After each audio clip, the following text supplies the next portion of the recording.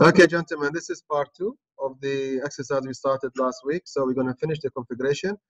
I hope that all of you have had a chance to finish at least the basic configuration of this packet tracer which I sent you. I put the homework for you.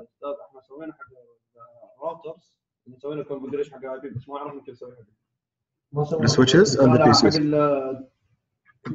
Okay, don't worry. This is don't worry. This is what we're going to do today. This is when I finish today.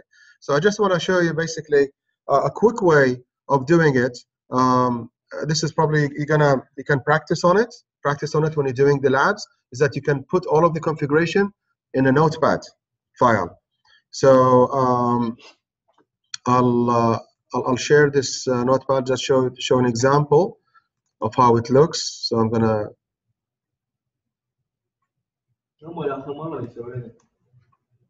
Can you see it? No, you can't see it. Can you see it? The notepad? No, because okay, actually, because I don't want to stop sharing now and share something else. No, I can.